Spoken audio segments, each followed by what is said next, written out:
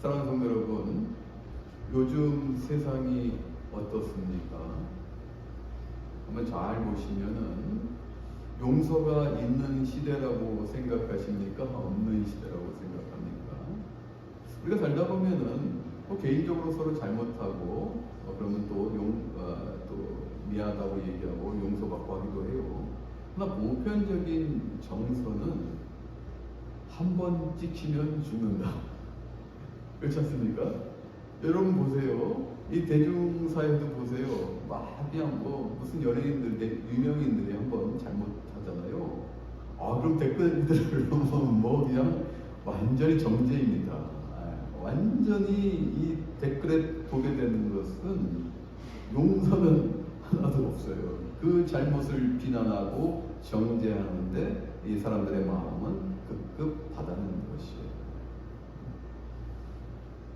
그럼으로 인해서 이 주홍글씨를 입게 되고 또 마녀 사냥까지도 하게 됩니다. 그럼으로 인해서 극단적인 선택을 하는 이런 불행한 일까지도 벌어지는 것이 요즘 세태입니다. 근데 사실 또 보면 이 드라마도 또 그래요. 이 드라마도 이 재밌는 게 이 사이다라고 하잖아요. 이 악인을 또 이 맛있게 물리치고 또 선하게 맺으면, 쉽게 말하면 건선 지나고 끝나면 사이다야 그러면서 또 재밌어하는 것도 사실입니다. 한편으로는 통쾌해요. 그 대리만족도 합니다. 내가 못하는 이 목숨을 내가 이 사회에서 어떻게 보면은 억눌려 있고 내가 뭔가 피해받는 것 같은데 그것을 대신 갚아주고 또 사이다 같이 해주니까 너무 기분 좋을 때도 있어요. 그렇죠? 이것이 어떻게 보면 오늘날 우리 삶과 이 사회의 대세 아닌가 그런 생각이 들어요. 그런데요, 2000년 전에 사도 바울은 로마 교회에 편지를 썼는데, 오늘 본문 말씀을 보게 되면 우리에게 힘든 것들을 주문합니다. 2000년 전에 로마 교회 성도들에게 그 주문했던 것이 그 당시 그 사람들에게만 국한한 것이 아니라 성경 말씀은 지금도 살아서 역사하신다는 거예요. 2000년이 지난 지금도 우리에게 적용된다는 것이에요. 그러므로 사도 바울의 이 말씀은 우리에게 교훈하는 것입니다. 그런데 오늘 말씀 보면은 되게 편치 않아요. 이거 쉬운 일이 아니거든요. 요즘 대세와 완전히 틀린 말씀을 사도 바울께서 하고 계신다는 거예요. 14절 말씀을 보게 되면은 너희를 박해하는 자를 축복하라.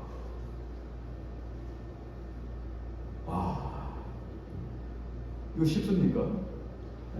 어려운 일이에요. 더하여서요. 축복하고 저주하지 말라고 합니다. 이거 상당히 어려운 일입니다. 여러분, 우리를 박해하는데 어떻게 우리가 축복할 수 있을까요? 여러분 상상을 해보세요. 여러분을 괴롭히고 핍박하고 억누르는 그런 사람들을 여러분들 축복할 수 있겠습니까?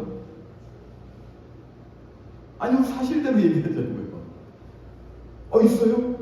할렐루야, 한 분 계셨어요. 할렐루야. 와, 이제 할렐루야입니다. 우리가 대단합니다.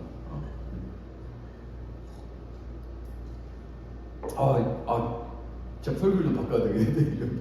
계실 수도 있구나, 이거. 갑자기 이거 지금 내 머릿속에서 멘탈이 붕괴되는 현상, 멘붕 현상이 오게 돼요.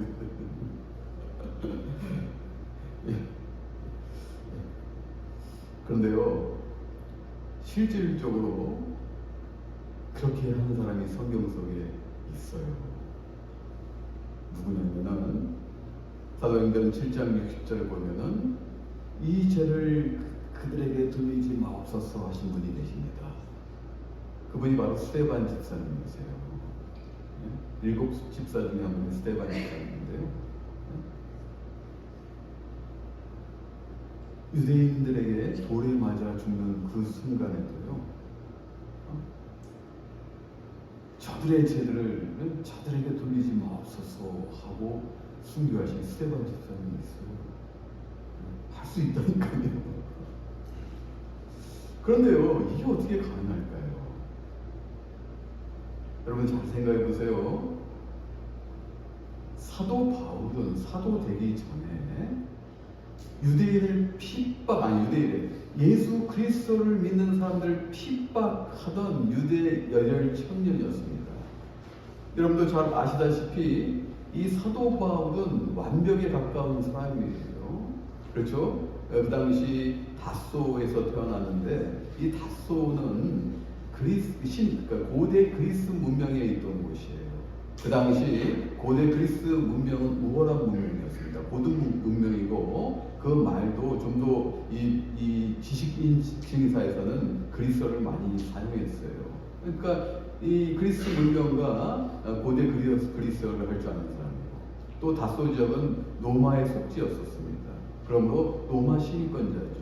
그리고 바리새인 중에 바리새인이라고 본인이 이야기했지 않습니까? 예? 베냐민 지파로서 바리새인이었고 그리고 10대 때 예루살렘에 유학해서요. 그리고 힐렐이라는 학교, 힐렐의 손자 가말리엘, 그 당시 나반이라는 지위에 있던 이스라엘의 지도자 중에 지도자인 가말리엘 밑에서 공부했던 사람이에요. 완벽한 사람입니다. 바울의 신분. 그 유대교를 신봉하는 뼛속부터 바리새인 중에 바리새인이었던 이 바울이요. 예수 그리스도를 믿는 사람들을 핍박합니다. 스데반 집사가 이 순교에서 돌에 맞아 죽을 때도 돌 던지는 사람들의 윗옷을 보관하고 있어요. 그 현장에 있었습니다. 그리고 대제사장에게 공문을 받습니다. 공문을 요청합니다. 내가 다메섹에 있는 예수 그리스도를 믿는 사람들을 잡아서 내가 절박해서 오겠습니다. 허락하여 주시옵소서. 그 공문을 받고 다메섹으로요. 그 시리아에 있습니다. 다메섹으로요. 쫓아갔던 사람이에요. 이러한 사람이에요. 우리가 보기에 그리스도인이 보기에는 대적 중에 대적입니다. 가장 그리스도인들을 잡기 위해서 가장 앞장섰던 이런 열혈 청년입니다. 이 사람이요. 지금 이러한 고백을 할 수 있었던 것은 다메섹에서 예수 그리스도를 은혜로 강권적으로 만나게 됩니다. 사도행전 9장을 보게 되면은 이제는 그때는 사울입니다. 바울이 아니라 사울인데 사울이 막 이제 다메섹으로 막 갈 때요. 그때 예수님께서 딱 나타나서 사울아 왜 나를 박해하느냐. 그러니까는 이 사울이 깜짝 놀랍니다. 사울이 도대체 누구십니까? 주여 누구십니까? 예수님께서 나는 너가 박해하는 예수님이야 라고 말씀하셨어요. 그때 사람들은 그 음성만 듣고 보지를 못했습니다. 그러나 예수님께서는 모든 것을 다 보여주시고 듣게 하셨다는 것이죠. 그리고요, 사울은 그 예수를 만남으로 인해서 강권적으로 예수 그리스도의 그 은혜로 인해서 사울은 이제 그리스도를 핍박하는 사람이 아니라 그리스도를 사랑하는 주의 형제가 되고 더 가서 이방인을 위한 선교사가 된다는 것입니다. 이런 바울의 마음을 이해해 보세요. 대적까지도 원수 중에 원수인 바울까지도 예수님께서는 품으시고 들어 사용하셨다는 것입니다. 그러니 바울이 지금 이러한 고백을 할 수가 있었던 것이에요. 너희를 박해하는 자를 축복하고 저주하지 말라. 여러분 바울의 심정을 이해해 보세요. 바울은 죽을 수밖에 없는 원수 중에 원수인데 예수님께서는 그를 저주하지 아니하시고 강권적으로 은혜로 사랑으로 품으시고 들어서 크게 사용하신 그 예수님의 사랑을 생각해 보십시오. 그러면 가능하다는 거죠. 우리 힘으로는 절대 못합니다. 할 수가 없어요. 오늘 계속해서 오늘 말씀하기를 사도 바울은 즐거워하는 자들과 함께 기뻐하라 15절에서 그렇게 말씀합니다. 그리고 또 우는 자들과도 함께하라. 여러분, 우리가 우는 것을 함께 울 수는 있어요. 우리 슬프면 함께 우리가 울 수는 있지 않습니까? 그런데 기뻐할 때 같이 기뻐하는 거, 그거 굉장히 중요합니다. 우리 즐거울 때 우리 같이 또 즐거워해 주죠. 그런데 너무 기뻐하면, 상대방이 너무 기뻐하고 막 자랑하고 간증하면 좀 스트레스 받아요. 그렇죠? 아니, 자기만 복 받고 그럼 나는 뭐 그렇게 안 되는 건가? 그런 생각 할 수 있잖아요. 그죠? 너무 그냥 기뻐가지고 상대방의 기쁨이 아직 극에 달았다면 같이 극에 달한 기쁨으로 맞이하기는 쉽지가 않습니다. 솔직히 말씀드려서. 우리 옛말 있잖아요. 사돈의 파육조리 땅을 사도 우리 배 앞서는 옛말 있지 않습니까? 이게 실제 그래요. 제가 작년에 그 7월에 이제 한국을 방문했는데 제가 방문할 때마다 친구들이 다 이제 나옵니다. 대부분 나와요. 나오는데 그 중에 이제 목사님도 계시고 뭐 지금 늦게 또 신학하셔서 이제 강도사님도 계시고 있어요. 근데 또 반면에 안 믿는 또 친구들도 있습니다. 술 마시는 막 친구들. 저는 일부러 갑니다. 제가 술을 먹어서 하는 게 일부러 갑니다. 내 사랑하는 친구들이기 때문에 그들을 전도하기 위해서 갑니다. 가서 내가 뭐 술 마시고 그러지 않습니다. 오히려 그들과 함께하고 마지막에 예수 믿어라, 교회 나가라 하고 저는 항상 들어옵니다. 그런데 이 친구 중에 한 명이 좀 이렇게 잘된 친구가 있어요. 학교 다닐 때는 너무 가난하고 막 폐결핵도 걸리고 결핵도 걸리고 막 힘들게 이랬던 이런 친구였는데 이 친구가 자수성가를 했어요. 정말로 열심히 살고 컴퓨터 프로그래머로서 열심히 살아가지고 재테크해가지고 막 빌딩을 막 샀어요. 한 두 채 사고 막 그랬어요. 잘하고 막 그리고 막 사업도 막 크게 하고 그러니까 이 친구가 이제는 막 자랑하기 시작하는 거예요. 막 엄청 자랑합니다. 막 빌딩 자랑도 하고 자기 하는 사업도 하고 내가 이렇게 일구었다라고 엄청 자랑하는 거예요. 이거 한두 번 하면 모르는데 이 만날 때마다 하나 봐요. 그래서 저희 있어도 엄청 자랑하고 돈 자랑하고 막 그러니까 친구들이 막 그냥 좀 싫어하고 언짢아하고 막 그러더라고요. 네, 제가 봤어요 현장에서. 그리고 이제 제가 이제 마지막에 이제 야 너가 그렇게 버는 거는 정말 너가 잘했다. 그런데 그렇게 벌었으면 좀 친구들한테 좀 베풀고 살아라. 내가 진지하게 얘기했어요 정말. 그래서 이제 막 이 현지형이 막 괜히 거룩해졌어요 그냥. 막 정숙하고 거룩해졌어요. 그리고 제가 이제 미국에 왔어요. 그런데요 10월 달에 제 친구한테 전화 한 통을 받았습니다. 그렇게 자랑했던 그 친구가 심근경색으로 사망하였다는 제가 충격받았어요. 지금도 조금 그런 충격이 있는데요. 저 그 전화를 받고 제가 충격을 받았어요. 그리고 엄청 후회했습니다. 제가 한 말을 엄청 후회했어요. 진짜 후회했어요. 너무너무 후회했어요. 제가 목사님 내가 정말 이럴 수가 있을까. 이제 그 친구한테는 다시 이 세상에서 말을 전할 수, 아니 영원히 전할 수 없을 거예요. 제가 천국 갔는지 지옥 갔는지 난 모르겠지만 다시 만날 일 없을 것 같아요. 너무너무 제가 후회했어요. 왜 내가 그때 그 친구가 자기가 한 일에 대해서 조금은 듣기 거슬리지만 같이 기뻐해주고 축하해주고 같이 공감해주지 못했을까. 너무너무 제가 후회했어요. 사랑하는 성도 여러분, 기뻐할 때 같이 기뻐해 주는 거예요. 진심으로 기뻐해 주세요. 그 사람이 조금 거슬려서 그게 다를지라도 같이 기뻐해 주세요.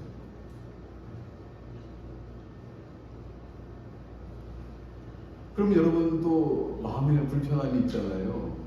그런데 방법이 있어요. 또 제가 한 2003년인지 4년쯤 됐던 걸로 기억돼요. 제가 뉴욕시에 있을 때 여러분 감자탕 교회 아세요? 조현삼 목사님.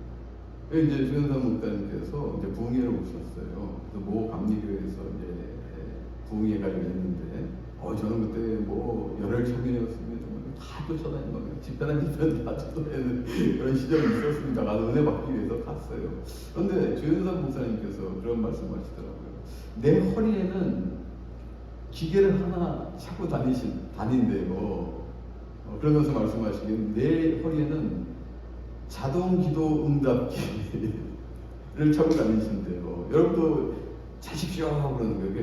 그러시면서 하시는 말씀이, 이제 어떤 사람이 막 자랑하고 막 간증하고 그러면은 쉽게 예를 들자, 뭐 아들이 이제 뭐 누가 있어요. 그분이 하신 말씀이에요. 어떤 사람이 막 해가지고 이제 그 자녀가 하버드를 갔다. 그래가지고 막 이렇게 뭐 열심히 공부하고 이렇게 지원하고 이렇게 했다. 와 하버드를 갔다. 그러면 시기 질투하지 말고 기도를 하라는 거예요. 허리에 찬그 기도를 하라는 거예요. 아버지 하나님 감사합니다. 저 형제에게 저렇게 해주신 것 나도 저렇게 하게 하여 주시옵소서. 그 얘기를 들으니까 맞아. 내가 왜 시기 질투를 해? 내가 나도 저렇게 되게 하여 주시옵소서. 나도 저렇게 간증하게 하여 주시옵소서. 아멘. 할렐루야. 와, 그때 나의 이게 바뀌었어요. 그리스도인의 이 생활이 바뀌었습니다. 나도 저렇게 하게 되어 주시옵소서. 그 한마디는 나의 신앙의 생활의 센세이션을 일으켰어요. 그래서 나는요, 시기 질투 안 합니다. 그리고 우리 성도들 살면 너무 좋은 거예요. 우리 성도들 뭐 건물 샀다, 뭐 열심히 일합니다. 뭐 하면 뭐 잘 됐다 하면 너무 기분 거예요. 좋은 차 샀다 하면 너무 기분 거예요. 너무 기분 좋은 거예요. 하나님께서 하여 주셨구나. 좋은 집 주시면 너무 기분 좋은 거예요. 아이들 잘 되면 너무 좋은 거예요.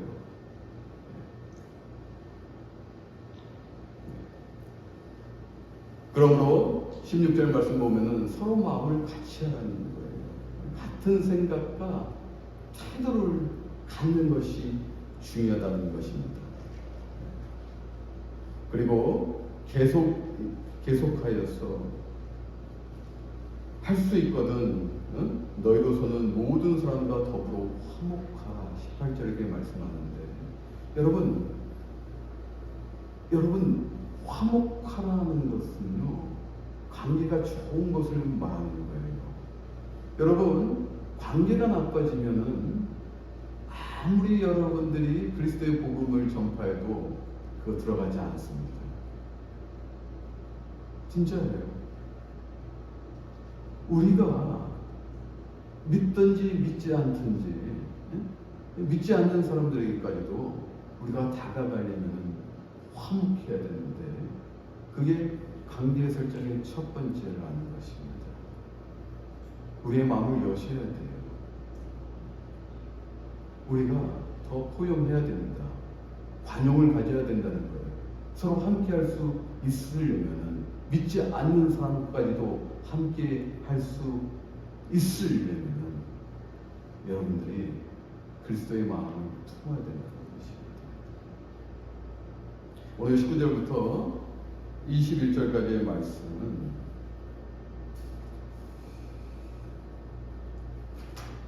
악을 악으로 갚지 말라는 것이에요.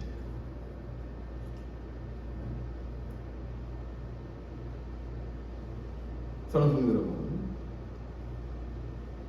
악을 악으로 갚으면은 사이다 같지만은 또 누군가에게 보복을 당할 수밖에 없다는 것입니다. 보복은 끊이지 않는다는 것입니다. 그러면 이렇게 얘기하시는 분도 있어요. 이 성경에 보면 레위기 24장 19절 20절 말씀을 보게 됩니다. 사람이 만일 그의 이웃에게 상해를 입혔으면 그가 행한 대로 그에게 행할 것이니 상처에는 상처로, 눈에는 눈으로, 이에는 이로 갚을지어다. 남에게 상해를 입힌 그대로 그에게 그렇게 할 것이며. 그렇지 않습니까? 그래서 이 무슬림들은 눈에는 눈, 이에는 이 하지 않습니까? 그렇죠? 코란에서 그대로 적용하지 않습니까? 구성경에서 하나님께서 모세의 율법에 그렇게 말씀하셨는데, 눈에는 눈, 이에는 이. 그런데요, 이 신명기 32장 35절 말씀 세 번역으로 제가 여러분들에게 원수 갚는 것은 내가 하는 일이니 내가 갚는다. 오늘 성경 말씀에도 있죠. 본문 말씀에도. 그럼 이 말씀과 배치가 될까요? 배치가 되고 있지 않습니까? 실질적으로 지금. 문자 그대로 보면. 그럼 무슨 의미입니까? 하나님의 말씀이. 여러분 생각 어떻습니까? 과연 그럴까요? 그런데요, 주님께서 마태복음 5장 38절 39절에 또 눈은 눈으로 이는 이로 갚으라 하였다는 것을 너희가 들었으나 나는 너희에게 이르노니 내 오른뺨을 치거든 왼뺨까지도 돌려 대라고 말씀하십니다. 그럼 주님께서 왜 이렇게 말씀하셨을까요? 사랑하는 성도 여러분, 하나님께서는 눈에는 눈, 이에는 이, 이것은 동일의 보복법이라고 합니다. 같은 곳에 상처를 입으면 똑같이 보복하라는 것이에요. 또 이빨이 부러졌으면 똑같이 이빨을 터뜨리는 것입니다. 좀 상막하죠. 선배해주고. 그래서 잘 생각해 보세요. 그런데 때리는 사람은 몰라도 맞은 사람의 그 고통을 알아요. 그렇죠. 때리는 사람은 그 고통 모릅니다. 물론 손이 좀 아플 수 있지만은 이 눈이 이제 상실되거나 이빨이 부러지고 있는 고통 이런 거 모릅니다. 맞은 사람만 알아요.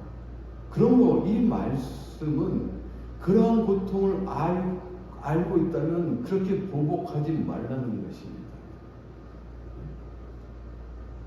생각해 보세요. 눈에 맞으면 얼마나 아픕니까? 그 고통을 너가 알고 있다면 결코 그렇게 복수하지 말라는 하나님의 인간 사랑의 정신이 숨어 있는 것인데 이걸 문자 그대로 눈에는 눈, 이에는 이 무슬림처럼 한다면 이 세상 어떻게 됩니까? 주님께서는 그 말씀의 정신을 이제는 쉽게 나타내신 거예요. 네 뺨을 치거든 오른뺨을 치거든 왼뺨까지도 흘려대라는 것입니다.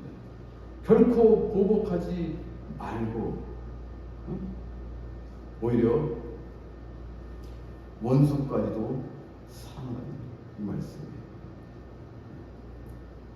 20절 말씀 보면 내 원수가 줄이고 먹이고 목마르거든 마시게 하라. 그러므로 너가 숯불을 그 머리에 쌓아 놓으리라. 우리가 전반부는 이해할 수 있어요. 목마르거든 마시게 하고 줄이거든 먹여라. 그리함으로 너가 숯불을 그 머리에 쌓아 놓으리라. 이 숯불을 쌓아 놓는다는 표현이 쉽지 않은 해석이죠. 옛날에 애굽의 이 관습에는요 이런 것들이 있었습니다. 숯불을 담은 냄비를 머리에 이고 다니므로 자신이 회개한다는 그런 관습이 있었어요. 애굽에 있었어요. 그러면 이렇게 함으로 인해서 오히려 회개케 하는 마음이 찔림으로써 회개시킬 수 있다는 것도 의미하고요. 또 하나는 여러분 그 불은 중요합니다. 여러분 우리 어릴 때는 그 연탄불이 있었어요. 연탄불이 있는데 그 연탄이 이제 불이 꺼지면은 새로 이제 밑불이 필요합니다. 그래서 옆집에 가서 뭐 밑불을 빌려와라. 밑불을 빌려주면 너무 고마운 것이죠. 그러한 의미입니다. 불을 빌려주는 것은 상당한 호의를 베푼다는 의미예요. 그 두 가지 뜻을 우리가 다 같이 적용할 수가 있다는 것입니다. 목마를 때 마시게 하고 줄일 때 먹이게 함으로써 호의를 베풀고 그리고 이제는 그리스도를 알지 못하는 그 사람들에게 자신의 죄인됨을 알고 간용을 베품으로 회개시켜서 돌아오게 하는 그 말씀입니다. 그리고 21절 말씀 악에게 지지 말고 손으로 악을 이기라. 저는 이 말씀을 너무 사랑해요. 오늘 설교 제목이 무엇입니까? 우리가 갖고 있는 무기가 한 가지가 있습니다. 그것은 바로 선이라는 무기입니다. 오늘 사도 바울은 우리가 갖고 있는 무기로 악에게 지지 말고 그 무기로 선으로 악을 이기라고 지금 말씀하고 있어요. 그 무기를 사용하라는 것입니다. 그런데요, 사랑하는 성도 여러분, 제가 전반부에도 이야기했듯이 여러분들 공로와 노력, 수고로 하려고 하지 마세요. 여러분들 성경에 있는 말씀을 다 지킬 수 있습니까? 만약에 다 지켜야 된다는 여러분 강박관념을 갖고 있다면 이것은 우리에게 엄청난 제약을 주는 책에 불과할 뿐이에요. 그렇지 않습니까? 이걸 다 지켜야 된다면, 이 많은 것들을 지켜야 된다면, 이거 하나도 못 지키는데 다른 거 다 지켜야 된다면 여러분 지킬 수 있을 것 같아요? 자유를 억압하는 책이라는 것입니다. 그런데요, 여러분들이 빌립보서 2장 5절에 이 마음을 품으라, 이 마음은 즉 예수의 마음을 품는다면은 예수님이 이 땅에서 와서 하신 말씀과 그 행동을 기억하고 예수님의 행동을 쫓아가려고 노력하고 예수님의 발자취를 찾고 쫓아가려고 한다면은 그때 가능하다는 것입니다. 여러분, 여러분들은 결코 이러한 일을 할 수 없는 사람들이었어요. 이미 에덴 동산에서 우리의 첫 인류되는 조상은 죄를 범함으로 인해서 우리는 이런 것들을 할 수가 없어요. 우리에게 선함이 없습니다. 그 악함은, 그 죄는 계속 개선돼서 우리에게까지 내려왔어요. 그런데도 예수님께서 그런 근본 하나님의 본체셨으나 하나님과 동등됨을 취하지 아니하시고 오히려 자기를 비워 종의 형체를 가지사 사람들과 같이 되셨고 사람의 모양으로 나타나사 자기를 낮추시고 죽기까지 복종하셨으며 그리고 십자가에서 죽으시며 에베소서 2장 6절부터 8절까지의 말씀이에요. 그 주님이 하셨다는 것이에요. 그 주님으로 인해서 이제 그 예수님을 그리스도로 신하고 영접하고 믿는다면은 우리의 악함이 아니라 그 그리스도의 선함으로 인해서 우리는 할 수 있다는 것입니다. 이제는 여러분들 죄인이라 칭하지 아니하시고 의인이라 칭하신 그 주님의 공로로 여러분들은 그 선하심을 무기로 갖고 계신다는 것이에요. 이제는 말씀을 꼭 지켜야 되는 것이 아니라 이 말씀이 주님으로 인해서 내가 주관하고 주님의 말씀이 나를 거한다면은 이 말씀이 나에게 역사케 하여 주시옵소서. 그러면 우리가 할 수 있다는 거예요. 우리가 가장 좋은 무기, 그 선이라는 무기를 우리가 가질 수 있다는 것이죠. 그러면 적극적으로 행사할 수 있다는 것입니다. 그래서 사도 바울의 말씀입니다. 그런 성도 여러분, 이전 여러분들은 교회에서의 믿음과 신앙생활 그뿐만이 아니라 이것은 확장됩니다. 밖으로 나가셔야 돼요. 여러분 교회 내에서만 살 수 없습니다. 하나님께서는 여러분들에게 주신 비전이 있어요. 사명이 있어요. 여러분들 각자에게 이름도 다 틀리고 얼굴도 다 틀리고 직업도 다 틀리고 하늘을 다 틀듯이 주셨단 말이에요. 그곳에서 여러분들이 어떻게 그 사람들을 대하고 살 것인가? 어떤 무기로 갖고 나가실까? 선이라는 무기로 갖고 나가셔서 그들과 함께 화목하면서 그들이 목마를 때 적셔주고 줄일 때 굶주리지 않게 해주고 그들이 악할 때 오히려 우리의 무기로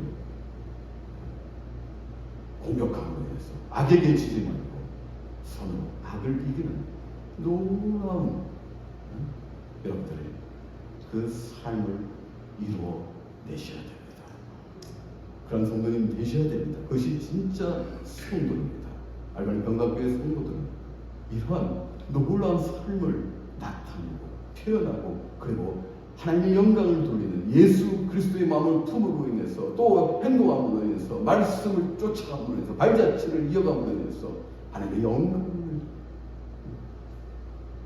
올리고 그것도 하나님의 영광을 돌리는 그런 성도님들 다 되시길 주님의 이름으로 기원합니다.